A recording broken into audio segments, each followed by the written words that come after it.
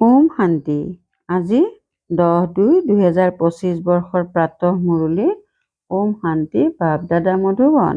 আজি বাবাই কৈছে, মৰমৰ সন্তানসকল, তোমালোকে পিতাৰ দ্বাৰা যি অদ্বৈত মত পাই আছা, সেই মতত চলি কলিযুগী মনুষ্যক সত্যযুগী দেৱতা কৰি তোলাৰ শ্ৰেষ্ঠ কৰ্তব্য কৰিব লাগে। প্ৰশ্ন: সকলো মনুষ্য মাত্ৰেই দুখী কিয় হৈছে? তাৰ মূল কাৰণ কি? উত্তৰ: ৰাৱণে সকলোকে অভিশপ্ত কৰি দিছে, সেয়েহে সকলো দুখী হৈছে। পিতাই উত্তৰাধিকাৰ দিয়ে, ৰাৱণে অভিশাপ দিয়ে, এইটো জগতৰ লোকে নাজানে। পিতাই উত্তৰাধিকাৰ দিলে, সেইবাবেতো ভাৰতবাসী ইমান সুখী স্বৰ্গৰ মালিক হ'ল, পূজ্য হ'ল। অভিশপ্ত হলে পূজাৰী হৈ যায়। ওম শান্তি। সন্তানসকলে ইয়ালৈ মধুবনত বাপ দাদাৰ ওচৰলৈ আহে। সভাঘৰলৈ যেতিয়া আহা, তেতিয়া দেখিবলৈ পোৱা প্ৰথমে ভাই ভনীসকল বহে, তাৰ পাছত দেখিবলৈ পোৱা যে বাপ দাদা আহিছে। তেতিয়া পিতাৰ স্মৃতি আহে। তোমালোক হৈছা প্ৰজাপিতা ব্ৰহ্মাৰ সন্তান, ব্ৰাহ্মণ আৰু ব্ৰাহ্মণী। সেই ব্ৰাহ্মণেতো পিতা ব্ৰহ্মাক নাজানেই। তোমালোক সন্তানসকলে জানা, পিতা যেতিয়া আহে, তেতিয়া ব্ৰহ্মা বিষ্ণু শংকৰৰো নিশ্চয় প্ৰয়োজন হয়। কোৱাও হয়, ত্ৰিমূৰ্তি শিৱ ভগৱান উবাচ। এতিয়া তিনিওজনৰ দ্বাৰাতো নকয়। এই কথাবোৰ বুদ্ধিত ভালদৰে ধাৰণ কৰিব লাগে। বেহদৰ পিতাৰ পৰা নিশ্চয় স্বৰ্গৰ উত্তৰাধিকাৰ পোৱা যায়। সেইবাবে সকলো ভক্তই ভগৱানৰ পৰা কি বিচাৰে? জীৱন মুক্তি। এতিয়া হৈছে জীৱন বন্ধন। সকলোৱে পিতাক স্মৰণ কৰে যে আহি এই বন্ধনৰ পৰা মুক্ত কৰক। এতিয়া তোমালোক সন্তানসকলেহে জানা যে পিতাৰ আগমন হৈছে। কল্পই কল্পই পিতা আহে, আহ্বানো জনায়, তুমি মাতা পিতা, আমি তোমাৰ সন্তান। কিন্তু ইয়াৰ অৰ্থটো কোনেও বুজি নাপায়। কথাষাৰ নিৰাকাৰ পিতাৰ বাবে বুজি লয়, গায়ন কৰে, কিন্তু একোৱে নাপায়। এতিয়া তোমালোক সন্তানসকলে তেওঁৰ পৰা উত্তৰাধিকাৰ পোৱা পুনৰ কল্পৰ পাছত পাবা।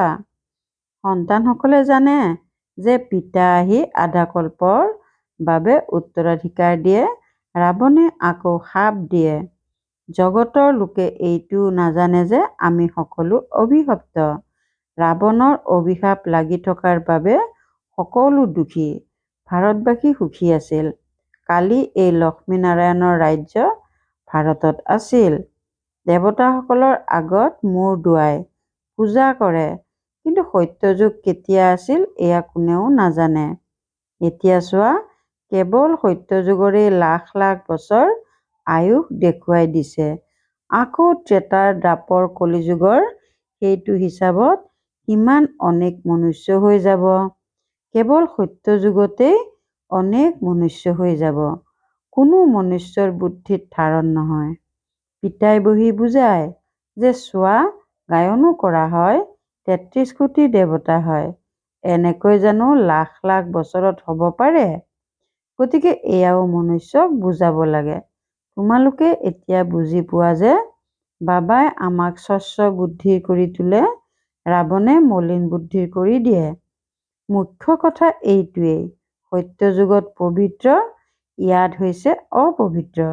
এইটোও কোনেও নাজানে যে ৰাম ৰাজ্য কেতিয়াৰ পৰা কেতিয়ালৈকে হয়, ৰাৱণ ৰাজ্য কেতিয়াৰ পৰা কেতিয়ালৈকে হয়। এনেকৈ ভাবে যে ইয়াতেই ৰাম ৰাজ্যও আছে, ৰাৱণ ৰাজ্যও আছে। অনেক মত মতান্তৰ আছে নহয়। যিমান মনুষ্য সিমান মত। এতিয়া ইয়াত তোমালোক সন্তানসকলে অদ্বৈত মত পোৱা যি পিতাইহে দিয়ে। এতিয়া তোমালোকে ব্ৰহ্মাৰ দ্বাৰা দেৱতা হৈ আছা। দেৱতাসকলৰ মহিমা গোৱা হয়, সৰ্বগুণ সম্পন্ন, 16 কলা সম্পূৰ্ণ, সম্পূৰ্ণ নিৰ্বিকাৰী। হওঁতে তোমালোকো মনুষ্য। মনুষ্যৰ মহিমা কিয় গোৱা হয়? নিশ্চয় পাৰ্থক্য থাকিব নহয়।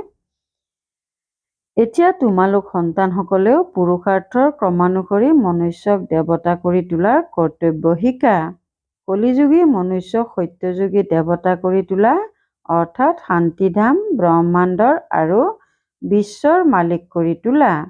এয়াতো শান্তিধাম নহয়, ইয়াতো কৰ্ম নিশ্চয় কৰিব লাগে। সেইখন হ'ল মৰমৰ শান্তিৰ ঘৰ। এতিয়া তোমালোকে বুজি পোৱা, আমি আত্মাসকল মৰমৰ ঘৰ, ব্ৰহ্মাণ্ডৰ মালিক। তাত সুখ দুখৰ পৰা উপৰাম হৈ থাকা, আকৌ সত্যযুগত বিশ্বৰ মালিক হোৱা। এতিয়া তোমালোক সন্তানসকল লায়ক হৈ আছা। সন্মুখত সঠিক লক্ষ্য উদ্দেশ্য আছে। তোমালোক সন্তানসকল হৈছা যোগবলধাৰী, তেওঁলোক হ'ল বাহুবলধাৰী। তোমালোকো যুদ্ধক্ষেত্ৰত আছা, কিন্তু তোমালোক হৈছা দৈত্য অহিংসক, তেওঁলোক হ'ল হিংসক। হিংসা কাম কটাৰীক কোৱা হয়। সন্ন্যাসীসকলেও বুজি পায় এয়া হিংসা, সেয়েহে পবিত্ৰ হৈ থাকে। কিন্তু তোমালোকৰ বাহিৰে পিতাৰ সৈতে প্ৰীতি আন কাৰো নাই। প্ৰেমিক প্ৰেমিকাৰ পৰস্পৰৰ প্ৰীতি থাকে নহয়, সেই প্ৰেমিক প্ৰেমিকাৰটো এটা জন্মৰ বাবে গায়ন কৰা হয়। তোমালোক সকলো হৈছা মোৰ প্ৰেমিকা। ভক্তিমাৰ্গত মোক এজন প্ৰেমিকক স্মৰণ কৰি আহিছা। এতিয়া মই কওঁ, এই অন্তিম জন্ম কেৱল পবিত্ৰ হোৱা আৰু যথাৰ্থ ৰীতিৰে মোক স্মৰণ কৰা, তেতিয়া পাছলৈ স্মৰণ কৰাৰ পৰাই ৰেহাই পাবা। সত্যযুগত স্মৰণ কৰাৰ প্ৰয়োজনেই নাথাকিব। দুখত সকলোৱে স্মৰণ কৰে, এয়া হৈছে নৰক। এইখনতো স্বৰ্গ বুলি কোৱা নহয়। ডাঙৰ ব্যক্তি যিসকল ধনৱান, তেওঁলোকে ভাবে আমাৰ কাৰণেতো এয়াই স্বৰ্গ। বিমান আদি সকলো বৈভৱ আছে, কিমান যে অন্ধশ্ৰদ্ধাত থাকে। গায়নো কৰে, তুমি মাতা পিতা, আমি তোমাৰ সন্তান, কিন্তু একোৱেই বুজি নাপায়। কি ইমান সুখ পালে সেয়া কোনেও নাজানে। কথাটো আত্মাইহে কয় নহয়। তোমালোক আত্মাসকলে বুজা যে আমি অপাৰ সুখ পাম। তাৰ নামেই হ'ল স্বৰ্গ, সুখধাম। স্বৰ্গ সকলোৰে অতি মৰমৰ হয়। তোমালোকে এতিয়া জানা যে স্বৰ্গত কিমান হীৰা মুকুতাৰ মহল আছিল। ভক্তিমাৰ্গততো কিমান অগণন ধন আছিল যে সোমনাথৰ মন্দিৰ নিৰ্মাণ কৰিছে। প্ৰতিখন চিত্ৰ লাখ টকাৰ মূল্যৰ আছিল। সেই সকলোবোৰ কলৈ গ'ল? কিমান লুটি লৈ গ'ল? মুছলমানসকলে লৈ গৈ মছজিদ আদিত লগালে। ইমান অগণন ধন আছিল। এতিয়া তোমালোকে সন্তানসকলৰ বুদ্ধিত আছে যে আমি পিতাৰ দ্বাৰা পুনৰ স্বৰ্গৰ মালিক হওঁ। আমাৰ মহল সোণৰ হ'ব। দুৱাৰতো হীৰা মুকুতা খোদিত কৰা থাকিব। জৈনসকলৰ মন্দিৰো এনেকৈ সাজে। এতিয়া হীৰা আদিতো নাই, যি আগতে আছিল। এতিয়া তোমালোকে জানা যে আমি পিতাৰ পৰা স্বৰ্গৰ উত্তৰাধিকাৰ লৈ আছো। শিৱ বাবা আহেও ভাৰতলৈকে। ভাৰতেহে শিৱ ভগৱানৰ পৰা স্বৰ্গৰ উত্তৰাধিকাৰ পায়। খ্ৰীষ্টিয়ানেও কয় যীশুখ্ৰীষ্টৰ ৩০০০ বছৰ পূৰ্বে ভাৰত স্বৰ্গ আছিল। কোনে ৰাজ্য কৰিছিল এয়া কোনেও নাজানে। বাকী এইটো বুজি পায় যে ভাৰত অতি প্ৰাচীন। তেন্তে ইয়াতেই স্বৰ্গ আছিল নহয়। পিতাক কয়ো স্বৰ্গীয় ঈশ্বৰ পিতা, অৰ্থাৎ স্বৰ্গ স্থাপনা কৰোতা পিতা। নিশ্চয় পিতা আহে, তেতিয়া তোমালোক স্বৰ্গৰ মালিক হোৱা।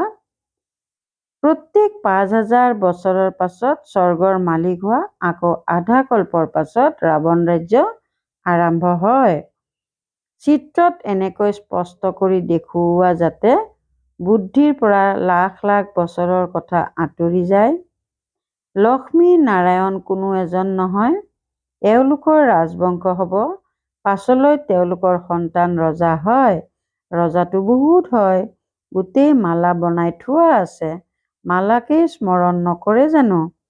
যিসকলে পিতাৰ সহায়কাৰী হৈ পিতাৰ সেৱা কৰে, তেওঁলোকৰহে মালা তৈয়াৰ হয়। যিসকল পুৰা চক্ৰত আহে, পূজ্য পূজাৰী হয়, এয়া হৈছে তেওঁলোকৰ স্মাৰক। তোমালোক পূজ্যৰ পৰা পূজাৰী হোৱা, পাছত নিজৰ মালাকে বহি পূজা কৰা। প্ৰথমে মালাত হাত লগাই পাছত মূৰ ধুৱায়। তাৰ পাছত মালাক জপিবলৈ আৰম্ভ কৰে। তোমালোকেও গোটেই চক্ৰ পৰিক্ৰমা লগোৱা।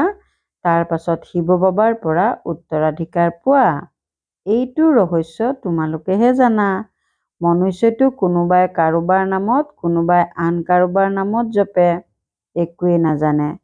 তোমালোকৰ এতিয়া মালাৰ সকলো জ্ঞান আছে আৰু আন কাৰো এই জ্ঞান নাই। খ্ৰীষ্টিয়ানে জানো বুজি পায় যে এয়া কাৰ মালা জপে? এই মালা তেওঁলোকৰেই যিসকলে পিতাৰ সহায়কাৰী হৈ সেৱা কৰে। এই সময়ত সকলো পতিত পাৱন যিসকল আছিল তেওঁলোক ইয়ালৈ আহি পতিত হৈ গৈছে।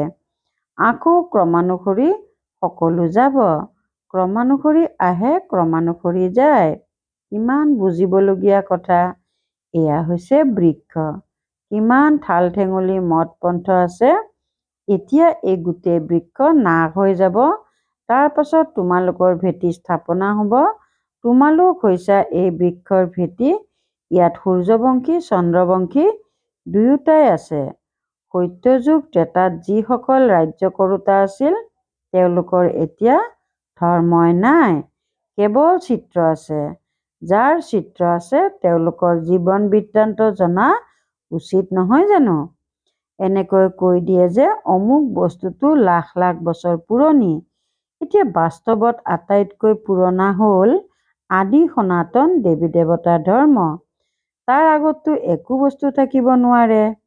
বাকী সকলো 2500 বছৰৰ পুৰণা বস্তু হ'ব। তলৰ পৰা খান্দি উলিয়াই নহয়। ভক্তি মাৰ্গত যিয়ে পূজা কৰে তেওঁলোকে পুৰণা চিত্ৰ উলিয়াই, কিয়নো ভূমিকম্পৰ আদিত সকলো মন্দিৰ খহি পৰে, আকৌ নতুনকৈ নিৰ্মাণ কৰে। হীৰা সোণ আদিৰ খনি যিবোৰ এতিয়া খালী হৈ গৈছে সেই সকলোবোৰ পুনৰ তাত ভৰপূৰ হৈ যাব। এই সকলোবোৰ কথা এতিয়া তোমালোকৰ বুদ্ধিত আছে। পিতাই বিশ্বৰ ইতিহাস ভূগোল বুজাইছে। সত্যযুগত কিমান কম সংখ্যক মনুষ্য থাকে, পাছলৈ বৃদ্ধি হৈ গৈ থাকে। সকলো আত্মা পৰমধামৰ পৰা আহি থাকে। আহোঁতে আহোঁতে বৃক্ষ বৃদ্ধি হৈ গৈ থাকে। পাছত যেতিয়া বৃক্ষৰ জৰ্জৰিত অৱস্থা হয় তেতিয়া কোৱা হয় ৰাম গ'ল, ৰাৱণ গ'ল। যাৰ পৰিয়াল বহুত, অনেক ধৰ্ম নাই জানো? আমাৰ পৰিয়াল কিমান সৰু। এয়া কেৱল ব্ৰাহ্মণৰহে পৰিয়াল। সেয়া কিমান অনেক ধৰ্ম আছে। জনসংখ্যাই সেয়া নকয় জানো? সেয়া সকলো হৈছে ৰাৱণ সম্প্ৰদায়। এই সকলো যাব, বাকী অলপহে থাকিব। ৰাৱণ সম্প্ৰদায় স্বৰ্গলৈ নাহে, সকলো মুক্তিধামত থাকিব। বাকী তোমালোক যিসকলে পঢ়া তেওঁলোক ক্ৰমানুসৰি স্বৰ্গলৈ আহিব। এতিয়া তোমালোক সন্তানসকলে বুজিছা যে কেনেকৈ সেয়া নিৰাকাৰী বৃক্ষ, এয়া হৈছে মনুষ্য সৃষ্টিৰ বৃক্ষ। এয়া তোমালোকৰ বুদ্ধিত আছে। পঢ়াত ধ্যান নিদিলে পৰীক্ষাত অনুত্তীৰ্ণ হৈ যাবা। নিজে পঢ়ি আনকো পঢ়ালে আনন্দিত হৈও থাকিবা। যদিহে বিকাৰত অধঃপতিত হোৱা তেন্তে বাকী এই সকলো পাহৰি যাবা। আত্মা যেতিয়া পবিত্ৰ সোণ হৈ যাব তেতিয়া ধাৰণা ভাল হ'ব। সোণৰ বাচন পবিত্ৰ হ'ব। যদি কোনোবা পতিত হয় তেন্তে জ্ঞান শুনাব নোৱাৰে। তোমালোক এতিয়া সন্মুখত বহি আছা, এইটো জানা যে ঈশ্বৰ পিতা শিৱ বাবাই আমাক আত্মাসকলক পঢ়াই আছে। আমি আত্মাসকলে এই অৰ্গেনছ অৰ্থাৎ কৰ্মেন্দ্ৰিয়ৰ দ্বাৰা শুনি আছো। পঢ়াওঁতাজন হৈছে পিতা। এনেকুৱা পাঠশালা গোটেই জগতত ক'ত থাকিব? তেওঁ হৈছে ঈশ্বৰ পিতা, শিক্ষকো হয়, সদ্গুৰুও হয়। সকলোকে লগত লৈ যাব। এতিয়া তোমালোক পিতাৰ সন্মুখত বহি আছা। সন্মুখত মুৰলী শুনাত কিমান পাৰ্থক্য আছে। যিদৰে এয়া টেপ মেচিন ওলাইছে, সকলোৰে ওচৰত এদিন আহি যাব। সন্তানৰ সুখৰ কাৰণে পিতাই এনেকুৱা বস্তু তৈয়াৰ কৰোৱায়। কোনো ডাঙৰ কথাটো নহয়। এওঁ সম্ৰাট নহয় জানো? প্ৰথমে বগা আছিল, এতিয়া শ্যামবৰণীয়া হৈছে। সেইবাবেতো শ্যাম সুন্দৰ বুলি কয়। তোমালোকে জানা আমি সুন্দৰ আছিলোঁ, এতিয়া শ্যাম বৰণীয়া হৈছোঁ, আকৌ সুন্দৰ হ'মগৈ। কেৱল এজনেই কিয় হ'ব? এজনকে সৰ্পই দংশন কৰিলে জানো? সৰ্প বুলি মায়াক কোৱা হয় নহয়। বিকাৰগ্ৰস্ত হ'লে ক'লা অৰ্থাৎ পতিত হৈ যায়। কিমান বুজিবলগীয়া কথা। বেহদৰ পিতাই কয়, গৃহস্থালীত থাকি এই অন্তিম জন্ম মোৰ কাৰণে পবিত্ৰ হোৱা। পিতাই সন্তানসকলৰ ওচৰত এয়া ভিক্ষা বিচাৰে, পদুম ফুলৰ সমান পবিত্ৰ হোৱা আৰু মোক স্মৰণ কৰা, তেতিয়া এইটো জন্মও পবিত্ৰ হ'বা আৰু স্মৃতিত থাকিলে অতীতৰ বিকৰ্মও বিনাশ হ'ব। এয়া হ'ল যোগ অগ্নি, যাৰ দ্বাৰা জন্ম জন্মান্তৰৰ পাপ দগ্ধ হয়। শত্ৰুপ্ৰধানৰ পৰা শত্ৰু ৰজু তমুত আহিলে ক'লা কম হৈ যায়, খাট পৰি গৈ থাকে। এতিয়া পিতাই কয়, কেৱল মামেকম অৰ্থাৎ কেৱল মোক স্মৰণ কৰা। বাকী পানীৰ নদীত স্নান কৰিলে পাৱন হ'বা জানো? পানীও তত্ত্ব হয় নহয়, পাঁচ তত্ত্ব বুলি কোৱা হয়। এই নদীবোৰ পতিত পাৱনী কেনেকৈ হ'ব পাৰে? নদীবোৰতো সাগৰৰ পৰা ওলায়। প্ৰথমে সাগৰ পতিত পাৱন হ'ব লাগে নহয়। ভাল বাৰু, অতি মৰমৰ কল্পৰ পাছত পুনৰাই মিলিত হোৱা সন্তানসকলৰ প্ৰতি মাতা পিতা বাপ দাদাৰ স্নেহপূৰ্ণ স্মৰণ আৰু সুপ্ৰভাত। আত্মিক পিতাৰ আত্মিক সন্তানসকলক নমস্কাৰ। ধাৰণাৰ বাবে মুখ্য সাৰ ১ নম্বৰ, বিজয়মালাত আহিবৰ কাৰণে পিতাৰ সহায়কাৰী হৈ সেৱা কৰিব লাগে। এজন প্ৰিয়তমৰ সৈতে সঁচা প্ৰীতি ৰাখিব লাগে, এজনকে স্মৰণ কৰিব লাগে। ২ নম্বৰ, নিজৰ সঠিক লক্ষ্য উদ্দেশ্য সন্মুখত ৰাখি পুৰা পুৰুষাৰ্থ কৰিব লাগে। দৈত্য অহিংসক হৈ মনুষ্যক দেৱতা কৰি তোলাৰ শ্ৰেষ্ঠ কৰ্তব্য কৰি থাকিব লাগে। বৰদান, বিজয়ী বোধৰ নিচাৰ দ্বাৰা সদায় হৰ্ষিত হৈ থাকোঁতা সকলো আকৰ্ষণৰ পৰা মুক্ত হোৱা। বিজয়ী বোধৰ নিচাৰ দ্বাৰা সদায় হৰ্ষিত হৈ থাকোঁতা সকলো আকৰ্ষণৰ পৰা মুক্ত হোৱা।